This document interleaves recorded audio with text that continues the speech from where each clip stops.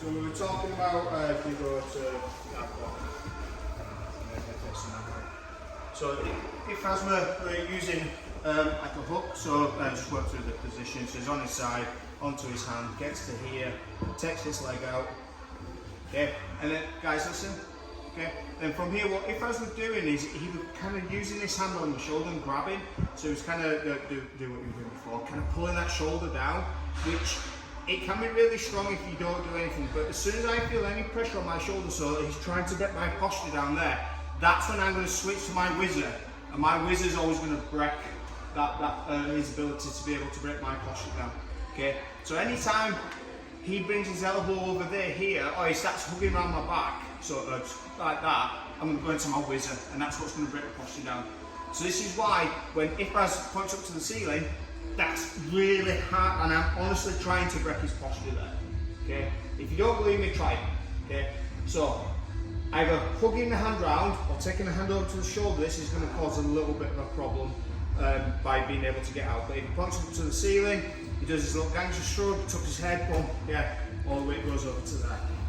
One of the things I want us to look at for Jay is that kind of finishing position. So we end up here, my finger's still trying to point up, he tries to break the posture there, makes it really difficult. I'm going to go into my gunslinger, yep, and then from this position here, it's really important I keep my hip in line with his hip. So if Jay comes around this way, yeah, so my hip's going to be in line with his hip.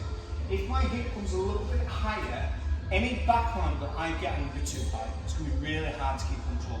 So from this position here, if I start sitting up and over, and I'm not lower down, it's going to be a lot easier for Jay to kind of just start sliding up, and it's a lot harder for me to get decent hooks. So this is one of the reasons we go hip on hip.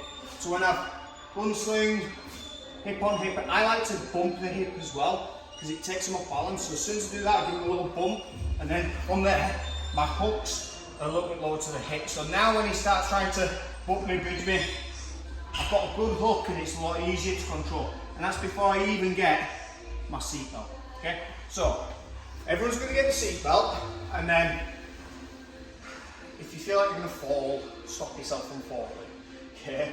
But you're going to try and keep that back position. Alright? Just as a little bit of a test of the and make sure you keep your hip low to that, and that'll help you with your hooks. Okay? Here we go. 1, 2, 3.